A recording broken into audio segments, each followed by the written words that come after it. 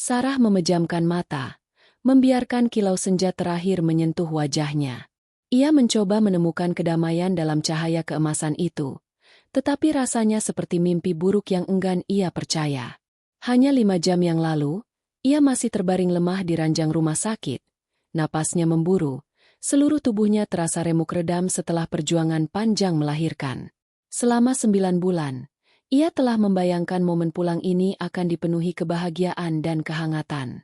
Namun, kini, ia sudah berada di pintu rumah, bukan rumahnya, melainkan rumah mertuanya, tempat ia dipaksa tinggal. Aroma kayu lapuk dan wangi melati yang ditanam di halaman depan, yang dulu terasa menenangkan, kini terasa memuakkan, mencekik napasnya, seolah-olah udara pun turut memihak pada kesengsaraannya. Lengan Budi, suaminya, melingkari pinggangnya dengan kaku. Sentuhannya terasa dingin dan hampa, tidak seperti pelukan hangat yang ia dambakan.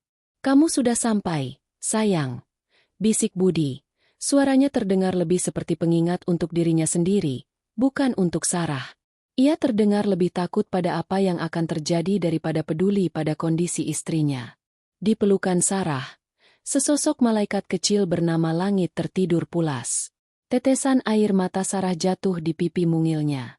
Bau bayi yang lembut menjadi satu-satunya kenyamanan di tengah suasana yang mencekam. Pintu terbuka, dan Ibu Wati berdiri di sana, seperti penjaga neraka.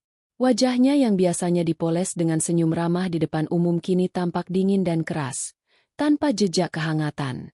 Wajahnya menua, tetapi matanya yang tajam dan menusuk, tetap sama. Bola matanya yang menusuk langsung mengarah ke Sarah, bukan ke cucu yang baru saja lahir. "Sudah sampai? Bagus. Kenapa lama sekali? Dari rumah sakit ke sini tidak sampai setengah jam." Suaranya serak, menusuk telinga Sarah, seolah-olah setiap kata adalah cambuk yang mencambuk jiwanya. Sarah menggigit bibir bawahnya, menahan rasa sakit di perutnya yang berdenyut-denyut. Setiap langkah terasa seperti pisau yang mengiris lukanya yang masih basah. Perawat sudah memperingatkan tentang pendarahan dan jahitan yang masih sensitif. Namun Ibu Wati seolah tuli. "Bu, Sarah baru saja melahirkan. Biarkan dia istirahat." Budi mencoba membela, tetapi suaranya begitu lemah, seperti bisikan angin yang tak berarti di hadapan badai. Ia tahu ibunya lebih berkuasa darinya, dan ia tidak punya keberanian untuk melawan. Ibu Wati tertawa sinis, tawa yang menusuk tulang. "Istirahat? Sejak kapan melahirkan membuat orang lumpuh? Dulu ibu melahirkan 5 anak. 5 jam setelah melahirkan, ibu sudah bisa membersihkan kandang ayam. Kamu ini manja sekali, Sarah." Ia meludah di lantai, seolah menganggap Sarah kotor dan tidak berguna. Hati Sarah hancur berkeping-keping. Itu adalah kata-kata terkasar yang pernah ia dengar dari Ibu Wati, yang selama ini selalu berbicara manis di depannya. Ia mencoba tersenyum, tetapi hanya air mata yang jatuh membasahi pipinya. Ia merasakan gejolak amarah yang mendalam, tetapi ia memadamkannya dengan cepat. Tidak ada gunanya melawan. Ia hanya ingin melindungi bayinya, satu-satunya kebahagiaan di dunia ini. "Dengar, rumah ini kotor sekali. Dari kemarin tidak ada yang membersihkan. Kamu tahu, ibu tidak bisa membiarkan rumah sekotor ini. Sana, bersihkan dapur. Piring-piring bekas semalam masih menumpuk." Perintah Ibu Wati tanpa belas kasihan. Budi mencoba lagi, kali ini dengan sedikit keberanian. "Bu, tolonglah. Sarah benar-benar sakit. Mari kita ke kamar saja." "Apa lagi? Kamu mau melawan ibu?" gertak Ibu Wati, matanya melotot. "Kamu sudah punya istri, tapi kamu masih mau dibelai-belai ibu? Pergi sana ke kamar. Ibu mau bicara berdua dengan istrimu." Budi menatap Sarah dengan putus asa, sebuah tatapan yang Sarah kenali. Itu adalah tatapan seorang pecundang yang tidak berdaya, yang lebih takut pada ibunya daripada mengasihi istrinya. Tanpa kata, Budi mengangguk pada Sarah, lalu melangkah pergi ke kamarnya, meninggalkan Sarah seorang diri menghadapi singa betina yang marah. Sarah menelan ludah, air mata membasahi pipinya. Ia merasakan gejolak amarah yang mendalam, tetapi ia memadamkannya dengan cepat. Ia hanya ingin melindungi bayinya. Ia meletakkan langit dengan hati-hati di ranjang di kamar Budi, lalu kembali ke ruang tamu. Ibu Wati menyilangkan tangannya di dada. Kenapa lambat sekali? Cepat sana. Dengan langkah-langkah yang gemetar, Sarah melangkah ke dapur. Bau masakan basi dan tumpukan piring kotor menyambutnya. Perutnya bergejolak, dan ia hampir muntah.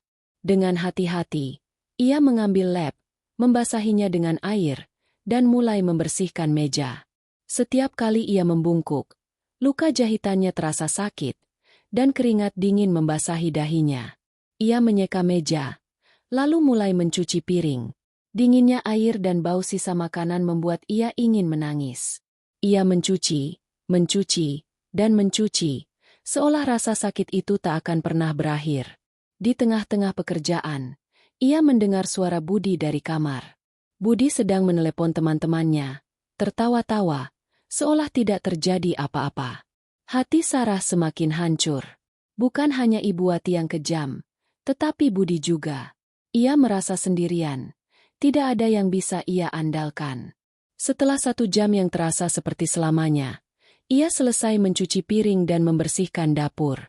Ia lalu melangkah ke ruang tamu, tempat Ibu Wati sedang duduk santai di sofa. "Sudah selesai?" tanya Ibu Wati. Suaranya terdengar sinis. Sarah mengangguk. "Sudah, Bu." "Bagus," kata Ibu Wati. Lalu ia menunjuk ke tumpukan pakaian kotor di sudut ruangan. "Itu cucian dari kemarin. Cuci sekarang." Sarah terhuyung. "Tapi Bu, saya tidak kuat." "Apa? Kamu tidak kuat? Ibu ini tua saja masih kuat. Kamu masih muda. Kenapa tidak kuat?" geram Ibu Wati. "Sudah, jangan banyak alasan. Cepat cuci sekarang." Sarah mengangguk. Lalu ia mengambil tumpukan pakaian kotor. Ia berjalan ke belakang rumah, di mana ada mesin cuci kuno. Ia mencuci pakaian satu persatu, menjemurnya, dan melipatnya. Ia merasa seperti seorang budak, bukan seorang menantu. Akhirnya, sekitar 4 jam setelah ia tiba di rumah, semua pekerjaan selesai. Ia kembali ke kamarnya, jatuh ke tempat tidur. Napasnya tersengal-sengal, seluruh tubuhnya terasa lemas. Ia melirik langit yang tertidur pulas di sampingnya. Air mata kembali mengalir, tetapi kali ini, air mata itu tidak berasal dari kesakitan, melainkan dari amarah yang membara. Ia memandang ke arah pintu, membayangkan wajah Ibu Wati dan Budi yang acuh tak acuh. Sarah memeluk bayinya erat-erat. "Langit," bisiknya. "Mama tidak akan membiarkan mereka menyakiti kita lagi. Mama akan membalas semua perlakuan ini. Mama janji." Kata-kata itu bukan sekadar bisikan, melainkan sumpah. Api dendam membakar hatinya, mengubah air matanya menjadi bara. Ia tidak akan lagi menjadi Sarah yang lemah dan penurut.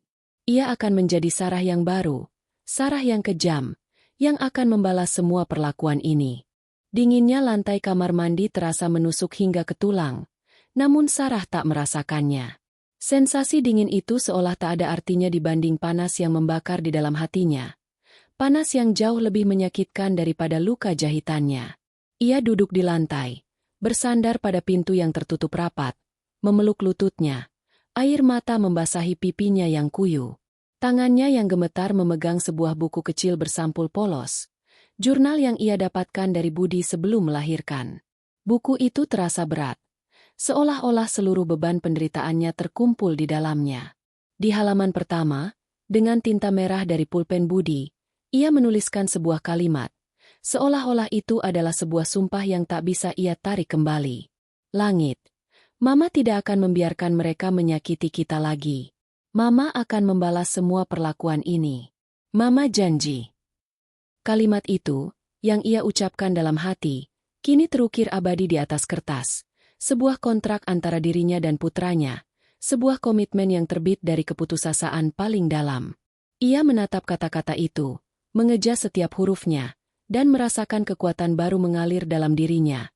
Bukan kekuatan fisik, melainkan kekuatan mental yang dingin dan kejam. Selama berjam-jam, setelah Budi terlelap dan rumah senyap, Sarah membolak-balik halaman kosong di jurnalnya. Di sana, ia mulai menyusun rencana. Rencana yang ia sembunyikan dari semua orang, termasuk Budi. Ia tidak akan lagi menjadi Sarah yang lemah, yang hanya bisa menangis dan menerima nasib. Ia akan menjadi Sarah yang baru, seorang arsitek kehancuran, yang akan membuat mereka membayar setiap air mata yang ia tumpahkan. Malam itu, dengan langit tertidur pulas di ranjang di sampingnya, Sarah mengambil ponsel. Jari-jarinya dengan cepat menjelajahi internet. Ia mulai mencari informasi tentang bisnis keluarga mertuanya, perusahaan tekstil, Wati Jaya. Ia menemukan banyak celah, kurangnya inovasi, manajemen yang buruk, dan yang paling rentan, ketergantungan pada pemasok tunggal yang selama ini dikuasai oleh Ibu Wati. Sarah menyadari, inilah celah yang bisa ia manfaatkan. Ia membuat catatan rinci, menganalisis laporan keuangan publik, dan mencari berita tentang pasar tekstil terkini. Ia menemukan bahwa Wati Jaya tertinggal jauh di belakang pesaingnya. Keesokan harinya, Sarah memulai langkah pertamanya. Ia mendekati Ibu Wati dengan senyum manis yang dipaksakan. "Bu, saya ingin mencari pekerjaan paruh waktu. Saya rasa saya bisa membantu sedikit untuk kebutuhan rumah tangga." Tentu saja, Ibu Wati yang sangat menghargai uang, langsung menyetujuinya. Ia berpikir bahwa Sarah akan mencari pekerjaan sepele, seperti penjual kue keliling atau penjahit rumahan. "Bagus," katanya sambil tersenyum sinis. "Setidaknya kamu tidak hanya menghabiskan uang Budi. Jangan cari yang terlalu berat.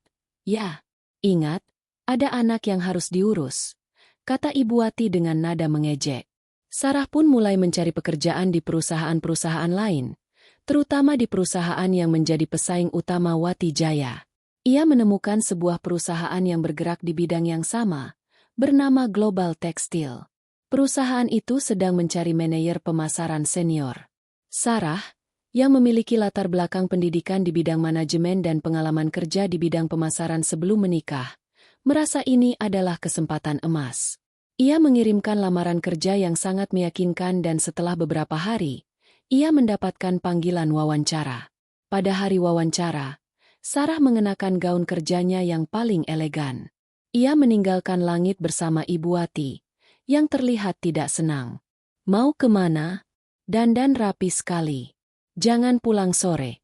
"Ya, ingat, ada anak yang harus diurus," kata Ibu Wati dengan nada mengejek. Sarah hanya tersenyum. Ia tidak peduli. Ia punya tujuan yang lebih besar. Wawancara berjalan dengan sangat lancar. Sarah tidak hanya menjawab pertanyaan. Ia memberikan presentasi yang memukau tentang strategi pemasaran modern. Ia menunjukkan pengetahuannya yang luas tentang industri tekstil, dan ia juga memiliki ide-ide inovatif untuk pengembangan bisnis. Pewawancara terkesan, dan Sarah mendapatkan pekerjaan itu dengan tawaran gaji yang fantastis. Ia memulai pekerjaan barunya seminggu kemudian. Di kantor, Sarah bertemu dengan seorang mentor yang sangat membantunya, seorang wanita bernama Ibu Laras. Ibu Laras adalah seorang wanita yang cerdas, tegas, dan berwawasan luas.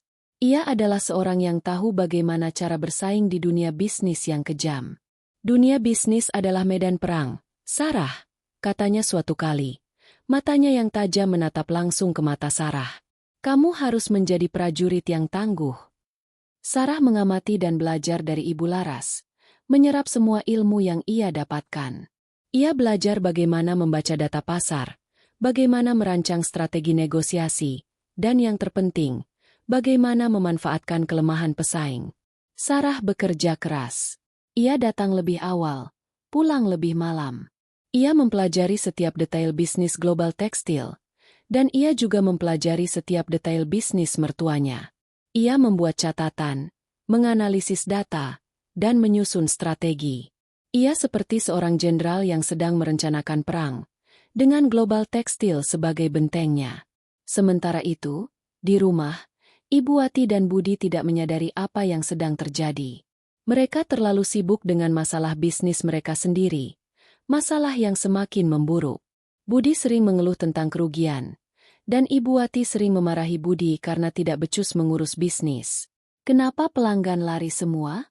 Apa yang salah?" Tanya Ibu Wati berulang kali. Mereka mengira masalah itu hanya karena persaingan pasar yang semakin ketat, tanpa menyadari bahwa orang yang mereka siksa sedang berada di balik semua itu. Sarah selalu mendengarkan keluhan mereka dengan senyum. Ia tahu, ini adalah bagian dari rencana besarnya. Ia tahu, saatnya akan tiba. Ia akan membuat mereka membayar setiap air mata yang ia tumpahkan. Ia akan membuat mereka merasakan penderitaan yang sama seperti yang ia rasakan. Waktu berputar dengan cepat. Namun bagi Sarah, setiap hari adalah medan perang yang penuh perhitungan. Dapur mertua yang kumuh dan lantai yang dingin kini telah digantikan oleh kantor yang steril dan meja kerja yang rapi. Di permukaan, ia adalah manajer pemasaran yang cerdas dan berdedikasi di Global Textile, sebuah perusahaan yang sedang naik daun. Namun, di balik senyum profesionalnya, ia adalah seorang prajurit yang sedang menyusun strategi untuk perang pribadinya. Hubungannya dengan Ibu Laras, mentornya, semakin erat. Laras, yang tidak tahu apa-apa tentang latar belakang Sarah, melihatnya sebagai talenta muda yang brilian, seorang yang haus akan pengetahuan dan memiliki naluri bisnis yang tajam. Sarah, dalam bisnis, kamu tidak bisa hanya menunggu kesempatan datang. Kamu harus menciptakannya, bahkan jika itu berarti merenggutnya dari tangan orang lain, kata Laras suatu pagi, sambil menunjuk grafik penjualan pesaing yang sedang turun. Perhatikan setiap detail. Kelemahan mereka adalah kekuatan kita. Kata-kata Laras bagaikan bensin yang menyiram api dendam di hati Sarah. Ia tidak hanya belajar tentang strategi pemasaran, tetapi juga tentang seni perang. Ia mulai menghabiskan berjam-jam setelah jam kerja, terkunci di ruang kantornya, tenggelam dalam data dan laporan. Ia memanfaatkan aksesnya ke basis data Global Textile untuk menganalisis pasar tekstil secara menyeluruh. Ia mencari tahu tren terbaru, perilaku konsumen, dan, yang terpenting, profil pesaing. Tentu saja, fokus utamanya adalah Wati Jaya. Ia menggali laporan keuangan publik mereka, menemukan bahwa meskipun bisnis itu sudah berjalan selama puluhan tahun, fondasinya rapuh. Manajemen Ibu Wati yang kuno dan tidak mau berinovasi, serta keengganan budi untuk mengambil risiko, membuat Wati Jaya stagnan.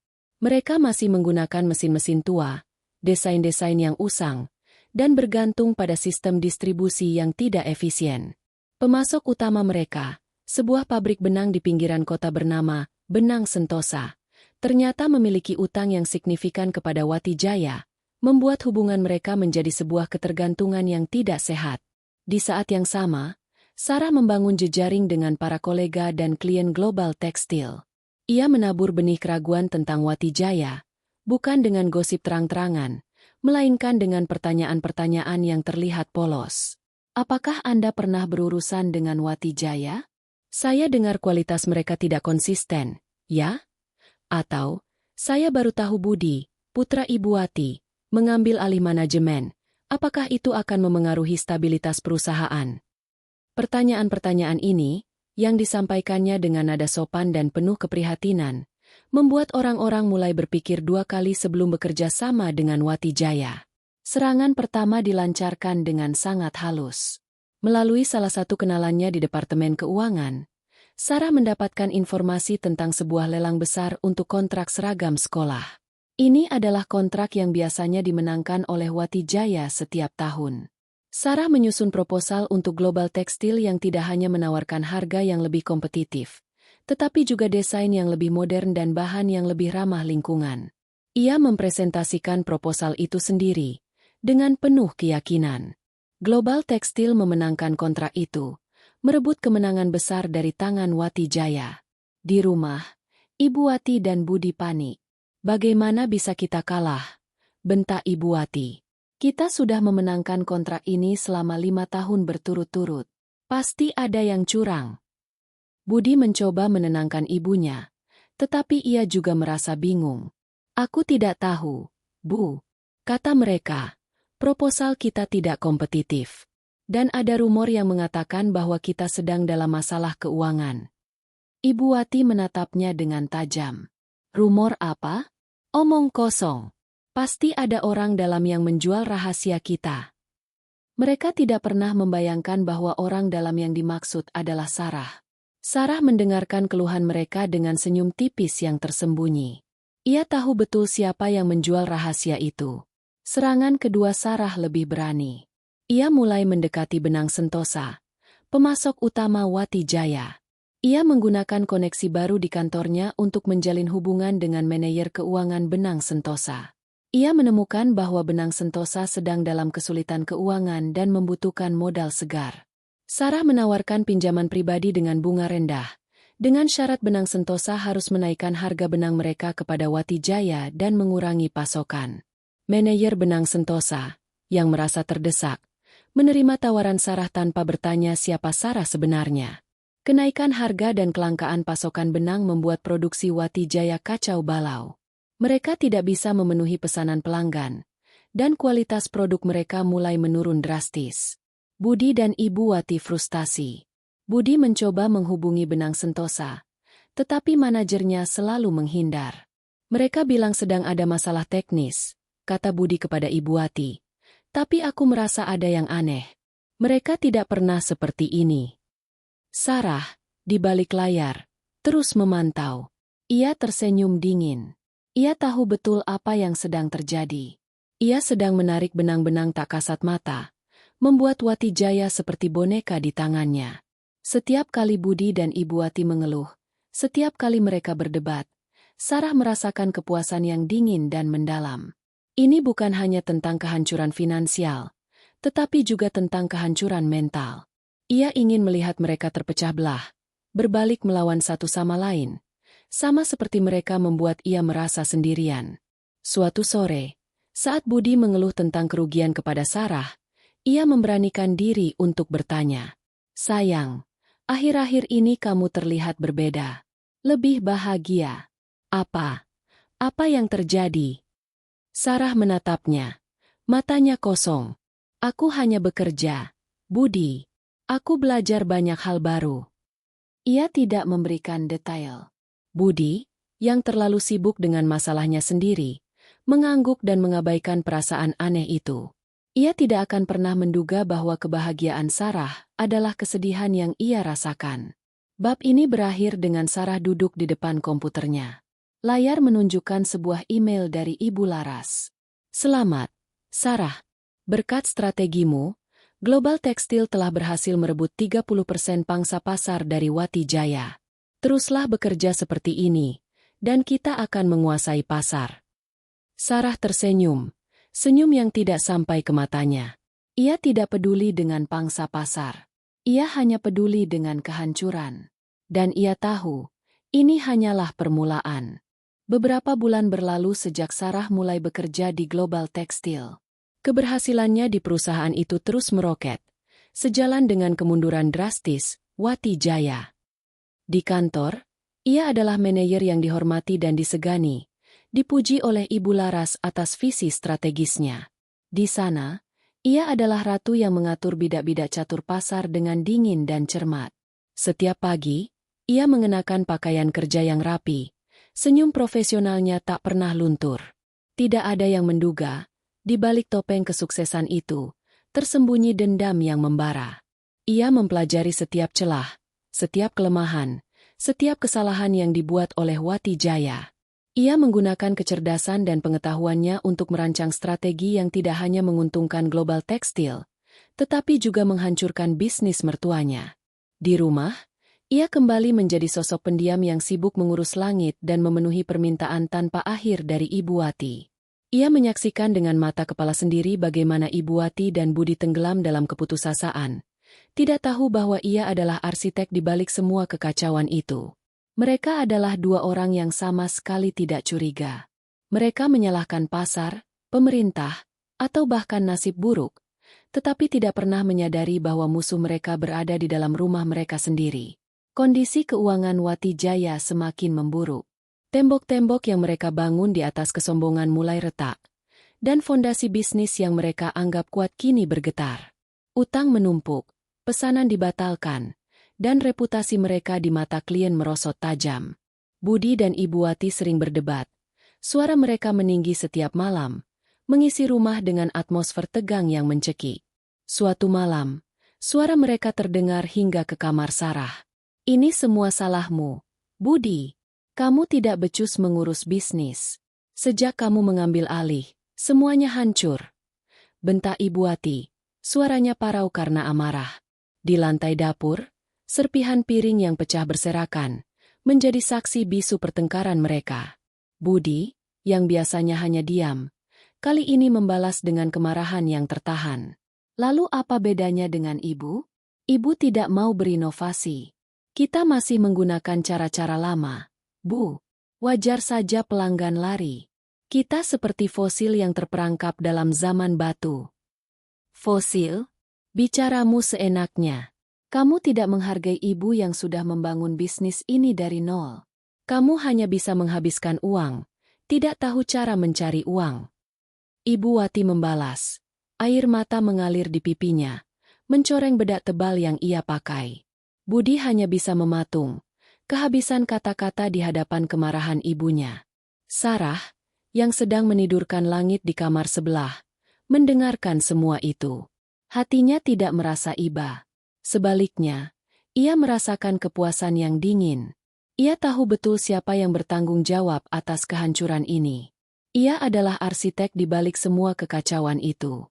Puncak dari kehancuran ini terjadi saat sebuah bank menolak permohonan pinjaman Wati Jaya. Mereka membutuhkan dana segar untuk membayar utang kepada Benang Sentosa dan membeli bahan baku dari pemasok baru. Bank menolak permohonan mereka dengan alasan risiko finansial yang terlalu tinggi dan laporan keuangan yang tidak stabil. Ibu Wati dan Budi merasa terpojok. Mereka tidak punya pilihan lain. Mereka harus menjual aset, termasuk beberapa properti yang mereka miliki, untuk menutupi kerugian. Suatu sore, saat Sarah sedang memasak di dapur, Ibu Wati mendatanginya. Wajahnya pucat dan tegang. Kerutan-kerutan di wajahnya terlihat semakin jelas, dan sorot matanya yang dulu penuh kesombongan kini dipenuhi ketakutan. Sarah, katanya, suaranya terdengar lebih lembut dan rapuh dari biasanya. Ibu ingin bicara. Sarah mengangguk, meletakkan spatula. Ia tahu, momen yang ia tunggu-tunggu akhirnya tiba. Ibu tahu, ibu sering bersikap keras padamu, kata Ibu Wati, suaranya tercekat. Ia mencoba meraih tangan Sarah, namun Sarah menariknya menjauh. Tapi ibu melakukannya demi kebaikanmu. Ibu ingin kamu kuat. Ibu tidak mau kamu menjadi seperti ibu, yang harus berjuang sendirian. Suara Ibu Wati penuh dengan kepalsuan. Sarah tersenyum dalam hati. Ibu Wati tidak pernah peduli padanya. Ia hanya peduli pada uang. Kenapa, Bu? Tanya Sarah, berpura-pura tidak mengerti. Bisnis kita sedang dalam masalah. Nak, kita butuh bantuan. Apakah kamu punya tabungan? Sedikit saja untuk menutupi kerugian, ucap Ibu Wati. Nadanya berubah menjadi permohonan yang mendesak. Sarah menatapnya. Matanya kosong. Maaf, Bu. Saya tidak punya tabungan. Gaji saya tidak cukup untuk menabung. Ibu Wati terkejut. Ia tidak percaya dengan apa yang ia dengar. Tidak mungkin. Gaji manajer pemasaran di Global Tekstil itu besar. Kamu pasti bohong. Suaranya kembali meninggi. Topeng lembutnya terkikis habis oleh kepanikan. Sarah hanya diam, membiarkan kebohongan itu terasa nyata. Ibu Wati mulai marah. Kenapa kamu bohong, Sarah? Kamu ingin melihat kami hancur, ya? Kamu iri pada kami. Sarah tertawa sinis. Suara tawanya terdengar seperti pecahan kaca. Iri? Saya tidak iri, Bu. Saya hanya ingin adil. Adil apa maksudmu? Gerta Ibu Wati. Wajahnya memerah karena amarah. Adil, Bu. Dulu, saat saya melahirkan, ibu memarahi saya, memaksa saya membersihkan rumah, mencuci pakaian. Ibu bilang saya manja. Ibu bilang ibu bisa membersihkan kandang ayam setelah melahirkan. Sekarang, saya membiarkan ibu merasakan penderitaan yang sama. Saya membiarkan ibu merasakan bagaimana rasanya hancur. Jawab Sarah, suaranya dingin dan menusuk. Ia berjalan mendekat, menunduk sedikit agar matanya sejajar dengan mata Ibu Wati yang terbelalak. Ibu Wati terkejut. Kamu Kamu yang melakukannya. Bisikan itu nyaris tak terdengar. Ya, Bu. Saya yang melakukannya. Saya yang menjual rahasia Wati Jaya kepada pesaing. Saya yang membuat bank menolak pinjaman ibu dengan mengirimkan laporan keuangan palsu. Saya yang membuat benang Sentosa menaikkan harga dan mengurangi pasokan. Saya yang membuat semua ini terjadi, kata Sarah. Lalu ia menunjuk ke arah Budi yang sedang duduk di ruang tamu, terdiam membatu. Dan saya akan membuat Budi merasakan penderitaan yang sama seperti saya. Penderitaan ditinggalkan dan dikhianati oleh orang yang seharusnya paling mencintainya. Ibu Wati terhuyung, seolah-olah ia baru saja ditinju. Ia menatap Sarah dengan mata yang penuh kebencian dan ketakutan. Kamu monster, Sarah. Sarah tersenyum sinis. Ya, Bu. Saya monster. Monster yang Ibu dan Budi ciptakan. Bab ini diakhiri dengan Ibu Wati dan Budi menatap Sarah dengan penuh ketakutan. Mereka akhirnya menyadari siapa Sarah sebenarnya. Dan mereka tahu, tidak ada jalan kembali. Ruang tamu yang biasanya dipenuhi tawa palsu dan pertengkaran kini diselimuti oleh keheningan yang mencekam. Suara dentingan spatula yang baru saja diletakkan oleh Sarah terasa nyaring di antara kebisuan yang mematikan. Bagaikan bel yang mengumumkan akhir dari segalanya. Kata-kata Sarah bagaikan bom yang meledak, menghancurkan ilusi keharmonisan yang selama ini mereka pertahankan. Ibu Wati terhuyung mundur. Tangannya menutupi mulutnya yang bergetar. Wajahnya yang semula merah karena amarah kini pucat pasi. Matanya membelalak tak percaya. Ia menatap Sarah seolah-olah putranya telah menikahi monster yang selama ini bersembunyi di balik topeng menantu yang pendiam. Sementara itu, Budi masih duduk di sofa, membeku seperti patung. Kepalanya menunduk, tidak sanggup menatap mata Sarah. Beban dari semua pengakuan istrinya terlalu berat untuk ia tanggung. Ia merasa seperti baru saja terbangun dari mimpi buruk yang sangat panjang, dan realitas yang ada di depannya jauh lebih mengerikan. Kilasan-kilasan memori buruk berkelebat di benaknya. Malam ia membiarkan ibunya menghina Sarah yang baru saja melahirkan, ketidakpeduliannya saat Ibu Wati menyuruh Sarah melakukan pekerjaan rumah, dan kebisuan yang ia pilih saat melihat Sarah menangis di kamar mandi. Ia tidak membela istrinya. Ia hanya diam, memilih untuk menjadi pengecut daripada melawan ibunya. Sarah, yang kini berdiri tegak di tengah ruangan, menatap Budi dengan tatapan kosong, tanpa emosi, sebuah tatapan yang belum pernah ia gunakan sebelumnya. Tatapan itu terasa lebih menyakitkan daripada tamparan. Budi, panggil Sarah. Suaranya datar, tanpa kehangatan. Apakah kamu sudah ingat? Apa yang kamu lakukan padaku? Apa yang ibumu lakukan padaku? Semua air mata yang kutumpahkan di kamar mandi. Kamu tahu apa yang terjadi? Kamu tidak peduli. Budi mengangkat kepalanya perlahan. Matanya yang berkaca-kaca bertemu dengan mata Sarah. Ia ingin bertanya, ingat apa? Tetapi ia tidak bisa. Ia tidak perlu bertanya. Semua kenangan buruk yang ia coba lupakan kini berkelebat kembali dalam benaknya. Malam ia membiarkan ibunya menghina Sarah yang baru saja melahirkan. Ketidakpeduliannya saat Ibu Wati menyuruh Sarah melakukan pekerjaan rumah, dan kebisuan yang ia pilih saat melihat Sarah menangis. Ia tidak membela istrinya. Ia hanya diam, memilih untuk menjadi pengecut daripada melawan ibunya. Ibu Wati akhirnya menemukan suaranya. Suaranya serak dan penuh kebencian. Kamu monster, teriaknya, menunjuk Sarah dengan jari gemetar. Kamu sudah merencanakan ini semua. Kamu masuk ke keluarga kami hanya untuk menghancurkan kami. Sarah menertawakan tuduhan itu. Tawa yang sangat dingin, tanpa ada keceriaan sedikit pun. Apakah ibu pikir saya mau masuk ke keluarga ini? Saya tidak punya pilihan, Bu. Ibu dan Budi merusak hidup saya sejak awal. Ibu tidak pernah menerima saya sebagai menantu. Dan Budi tidak pernah membela saya. Kalian pikir saya akan diam saja? Ia melipat tangannya di dada. Tatapannya beralih ke Budi. Kamu selalu membiarkan ibumu menghinaku. Budi, kamu tidak pernah melawan. Kamu adalah seorang pengecut yang hanya bisa bersembunyi di balik kekayaan orang tuamu. Kamu tidak tahu apa-apa tentang penderitaan, tentang bagaimana rasanya menjadi tidak berdaya. Budi bangkit dari sofa, Matanya memohon. Sarah, tolong, beri aku kesempatan. Aku tahu aku salah. Aku akan berubah. Kita bisa memulai semuanya dari awal. Sarah tersenyum sinis. Terlambat, Budi. Sudah terlalu banyak yang terjadi. Aku sudah tidak bisa memaafkanmu. Kesempatanmu sudah habis. Sarah lalu berjalan menuju kamar, mengambil tas kerjanya dan beberapa pakaian langit. Langit dan aku akan pergi. Budi panik. Pergi kemana? Ini rumah kita. Ini bukan rumahku.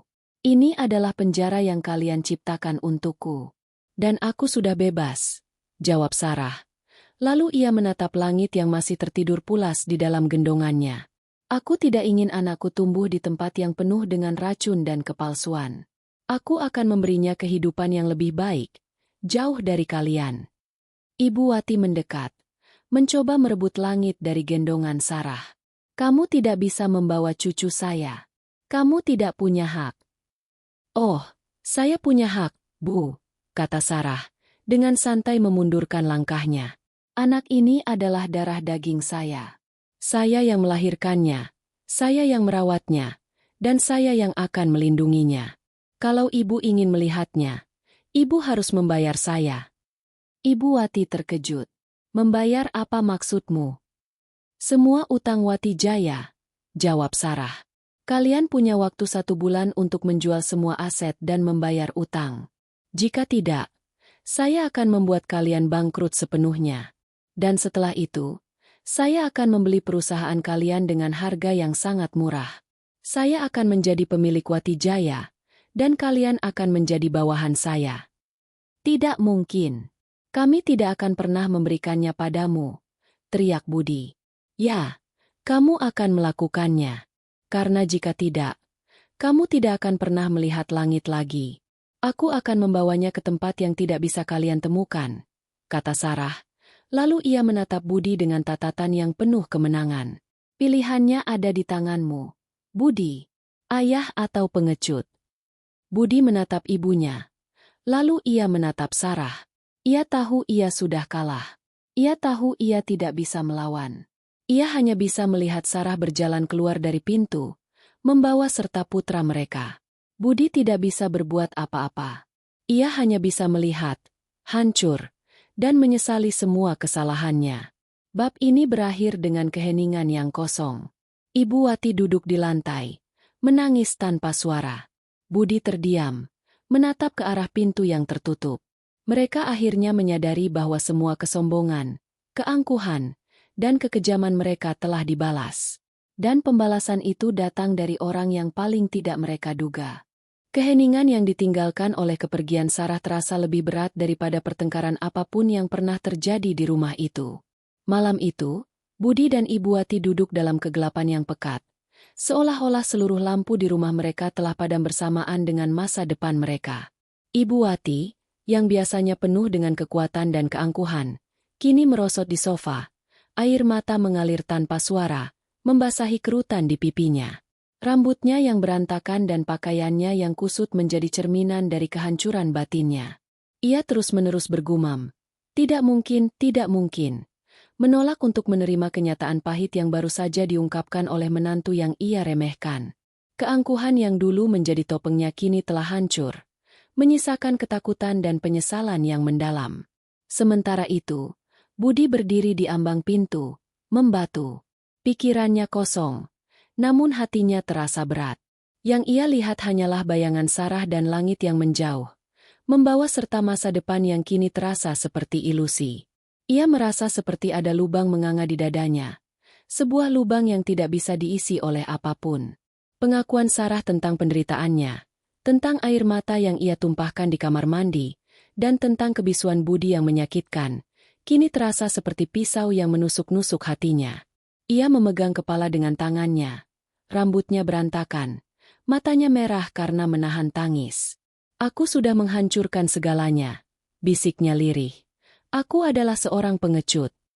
Suara Budi bergetar, penuh dengan penyesalan yang tak terlukiskan. Pagi berikutnya, realitas pahit mulai terasa. Telepon dari bank terus-menerus berdering. diikuti dengan kedatangan pemasok yang datang langsung ke rumah meminta pembayaran. Wati Jaya benar-benar runtuh. Reputasi mereka sudah hancur, dan semua orang tahu bahwa perusahaan mereka sedang berada di ambang kebangkrutan. Budi mencoba menghubungi rekan-rekannya, tetapi tidak ada yang mau membantunya. Mereka semua menolak panggilannya, tidak mau terlibat dalam kehancuran yang tak terhindarkan. Bahkan teman-teman terdekat mereka, yang dulu menghormati Wati Jaya, kini menjauh. Mereka hanya memiliki waktu 1 bulan, tenggat waktu yang ditetapkan oleh Sarah, untuk menjual aset guna menutupi utang. Properti yang dulu menjadi simbol kekayaan dan kebanggaan mereka kini harus dijual satu persatu. Setiap penjualan terasa seperti tusukan pisau, memotong bagian-bagian dari identitas mereka. Lukisan keluarga yang berharga, perhiasan peninggalan nenek, hingga mobil kesayangan Budi, semuanya harus dilepaskan. Ibu Wati menolak. Ibu tidak akan menjualnya. Ini warisan keluarga. Ini yang ibu bangun dengan tangan sendiri, teriaknya. Matanya berkaca-kaca saat menatap lukisan keluarga yang terpajang di ruang tamu. Namun, Budi tahu mereka tidak punya pilihan lain. Mereka menjual properti, tetapi harga yang mereka dapatkan tidak cukup untuk menutupi semua utang. Tepat 1 bulan kemudian, Sarah kembali. Ia datang tidak sendirian, melainkan bersama Ibu Laras dan beberapa pengacara. Wajahnya tenang dan tanpa emosi, mengenakan pakaian kerja yang rapi dan elegan. Senyum profesionalnya dan tatapannya yang tajam mengingatkan Ibu Wati pada dirinya yang dulu, sebuah cerminan yang kini terasa seperti ejekan. "Sudah 1 bulan, Bu," kata Sarah, suaranya tenang dan dingin. "Apakah Ibu sudah siap?" Ibu Wati menatapnya dengan penuh kebencian. "Kamu tidak bisa melakukan ini. Kamu adalah menantu Ibu. Ini tidak adil." "Adil?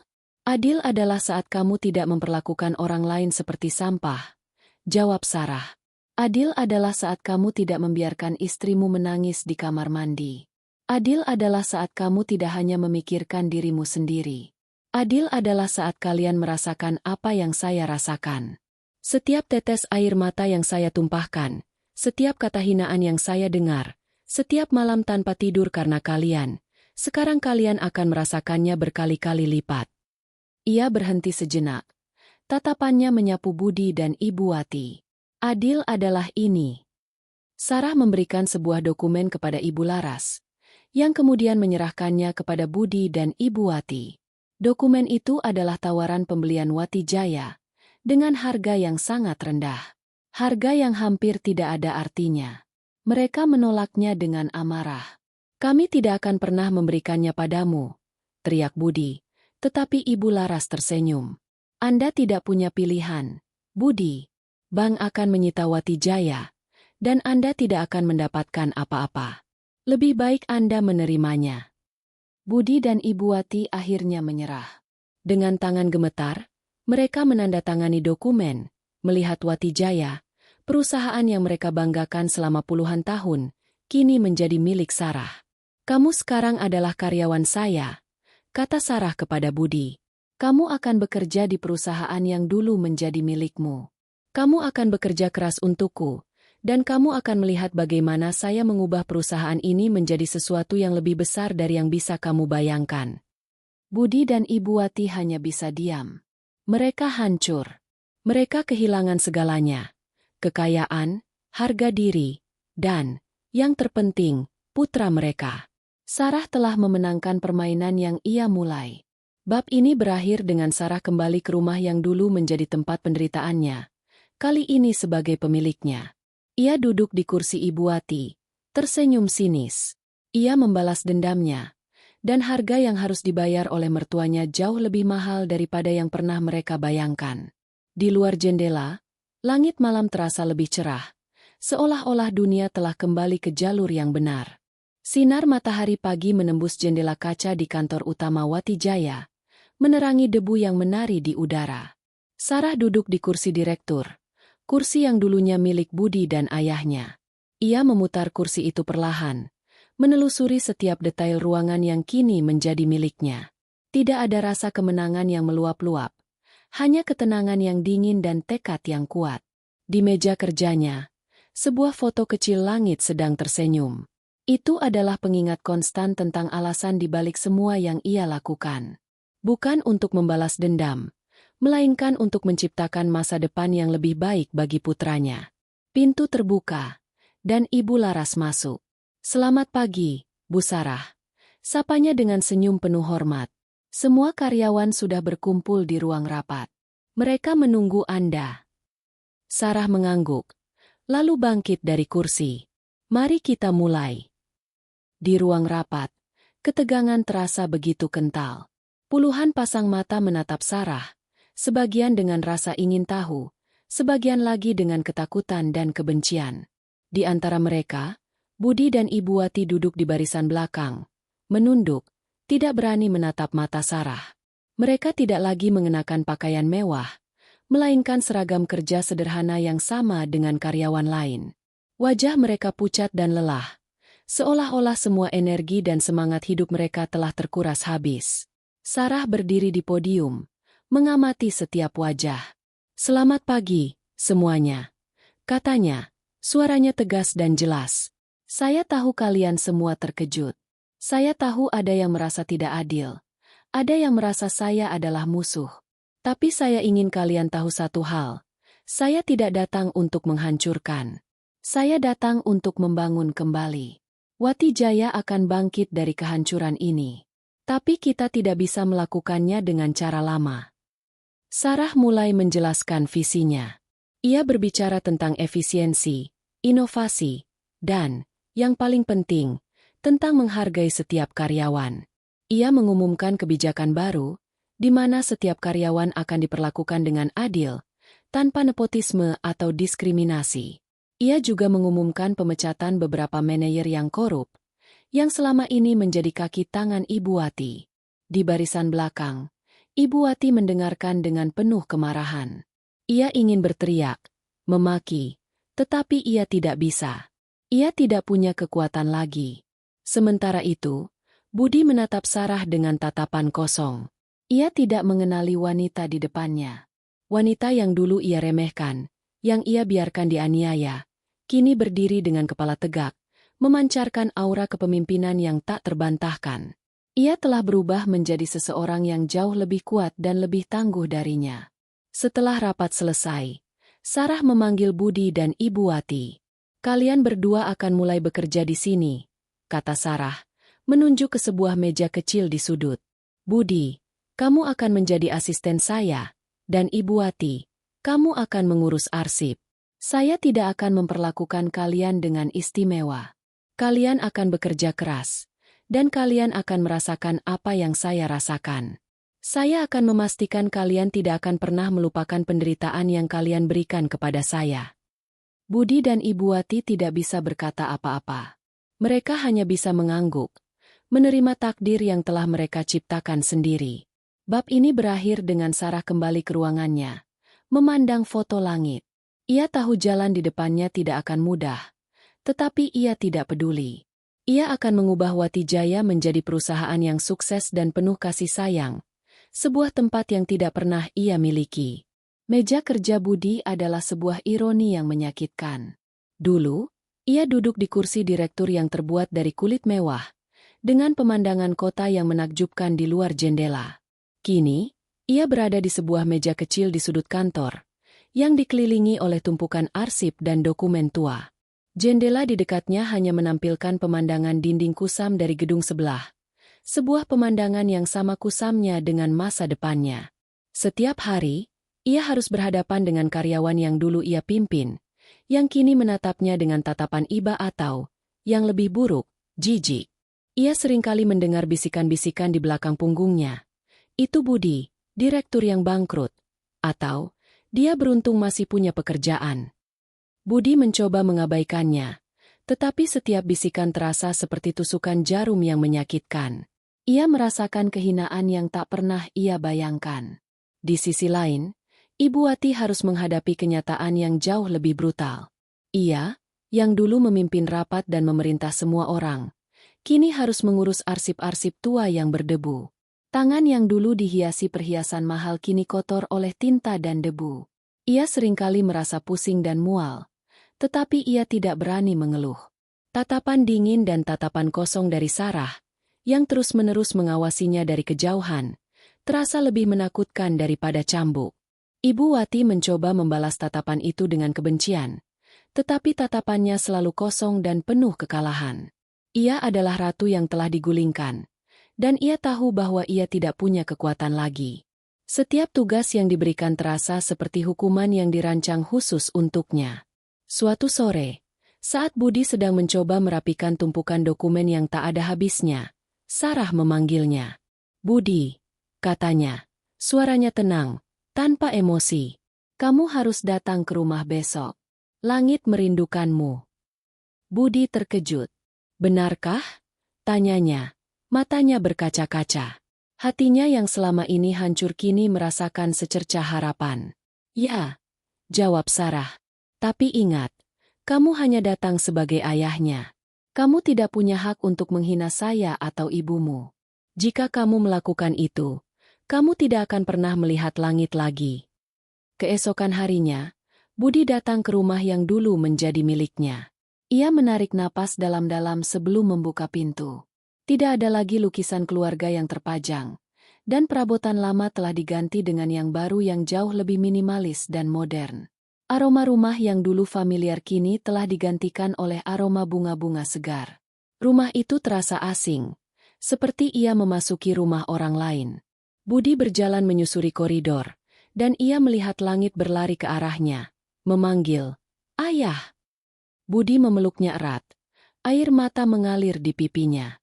Ia merindukan putranya lebih dari apapun.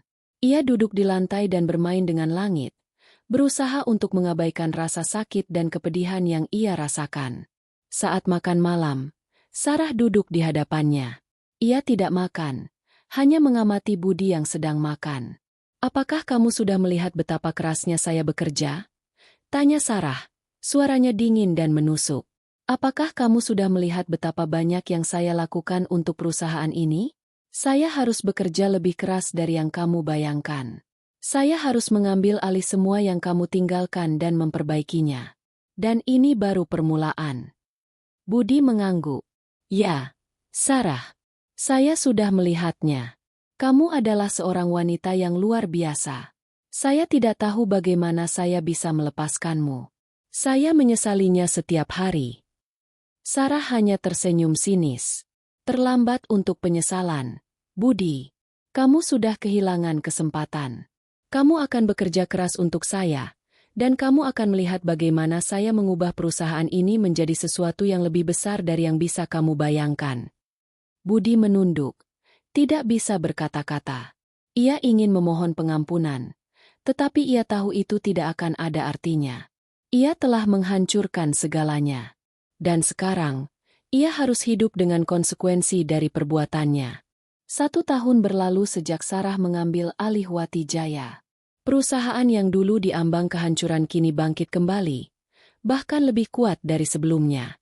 Kantor yang dulu kusam dan suram kini dipenuhi dengan cahaya, suara mesin yang bekerja, dan tawa para karyawan. Sarah telah mengubah Wati Jaya menjadi perusahaan yang modern dan efisien. Ia meluncurkan produk-produk baru yang inovatif, memperluas pasar, dan menjalin kerjasama dengan perusahaan-perusahaan besar. Karyawan-karyawan lama, termasuk Budi dan Ibu Wati, terkejut melihat transformasi ini. Mereka bekerja lebih keras, karena mereka tahu bahwa di bawah kepemimpinan Sarah, setiap usaha akan dihargai. Budi kini menjadi asisten pribadi Sarah. Pekerjaannya adalah mengatur jadwal Sarah, menyiapkan dokumen, dan mengurus semua hal yang berkaitan dengan operasional sehari-hari. Ia harus selalu berada di sisi Sarah, mengamati setiap gerakannya, mendengarkan setiap perintahnya.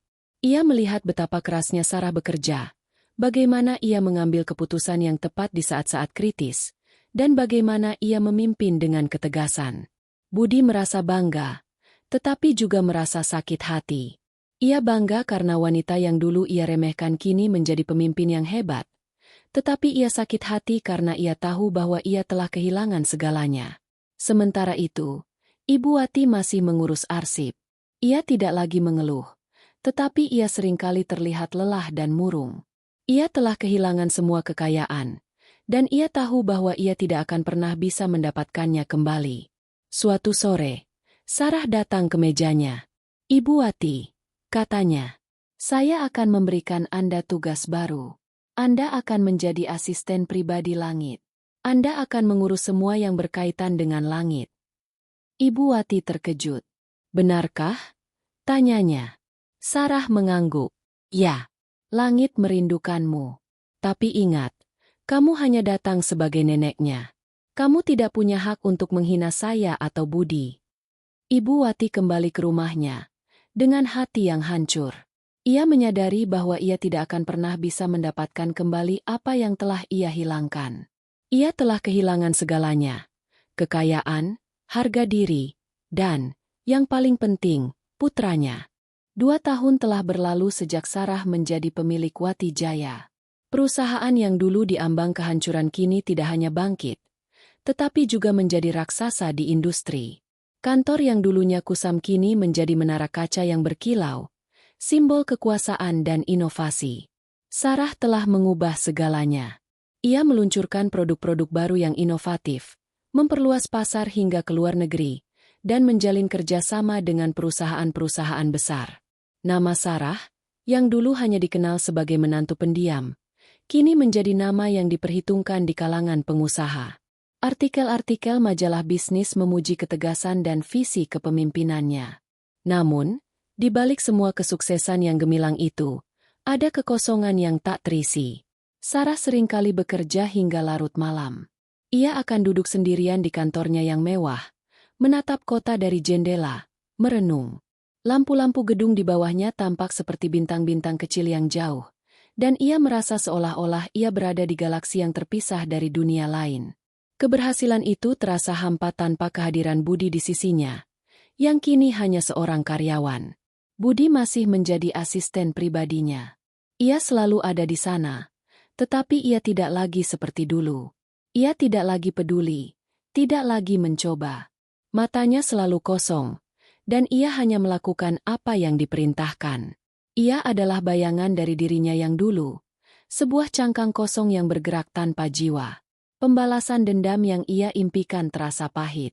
Ia telah memenangkan segalanya, tetapi ia juga telah kehilangan segalanya. Suatu sore, setelah jam kerja usai dan semua karyawan telah pulang, Sarah memanggil Budi ke ruangannya. "Budi," katanya, suaranya tenang dan lembut, jauh dari nada memerintah yang biasa ia gunakan. "Bisakah kamu duduk?" Budi duduk di kursi di hadapannya, punggungnya tegak, wajahnya tanpa ekspresi. Ia menunggu perintah, siap untuk mengambil catatan atau menerima tugas baru. "Budi," kata Sarah, menatapnya dengan lekat. Aku tidak ingin kamu bekerja di sini lagi." Budi terkejut, ekspresinya akhirnya pecah. Ada keraguan dan sedikit rasa takut di matanya. "Apakah saya melakukan kesalahan?" tanyanya. "Apakah saya tidak bekerja cukup keras?" Sarah menggelengkan kepalanya perlahan. "Tidak, Budi. Kamu adalah karyawan yang sangat baik. Kamu melakukan semua yang aku minta dengan sempurna." Ia berhenti sejenak, mengambil napas dalam-dalam. "Aku hanya berpikir, kamu harus pergi. Kamu harus mencari kehidupanmu sendiri. Kamu harus mencari kebahagiaanmu sendiri." Budi menatap Sarah, bingung. "Kenapa kamu melakukan ini?" tanyanya, suaranya bergetar. "Apakah ini balasan dendammu? Untuk membuatku menderita lebih lagi?" "Tidak, Budi," jawab Sarah, suaranya menjadi lebih lembut. "Aku melakukan ini untukmu. Aku tidak ingin kamu terus hidup dalam bayang-bayang masa lalu. Aku tidak ingin kamu menjadi bayangan dari dirimu yang dulu. Kamu harus maju. Kamu harus menjadi ayah yang lebih baik untuk langit. Ayah yang berani, bukan pengecut." Budi bangkit, mengambil tas kerjanya, dan berjalan keluar dari ruangan. Ia tidak mengatakan apa-apa, hanya mengangguk. Saat ia berjalan menyusuri koridor yang sepi, ia merasakan beban yang selama ini ia pikul perlahan-lahan terangkat dari bahunya. Ia merasa lega. Ia merasa bebas. Ia tidak tahu apa yang harus ia lakukan sekarang, tetapi ia tahu bahwa ia akhirnya memiliki kesempatan untuk memulai kembali. Bab ini berakhir dengan Sarah duduk sendirian di kantornya yang besar, memandang keluar jendela. Ia telah memenangkan permainan, ia telah membalas dendamnya, tetapi ia menyadari bahwa ia telah kehilangan sesuatu yang jauh lebih berharga daripada kekayaan atau kekuasaan. Ia telah kehilangan orang yang paling ia cintai, dan ia tahu bahwa ia tidak akan pernah bisa mendapatkannya kembali. Air mata mengalir di pipinya. Air mata yang tidak ia tunjukkan selama bertahun-tahun. Air mata dari seorang wanita yang telah memenangkan perang tetapi kalah dalam hidup.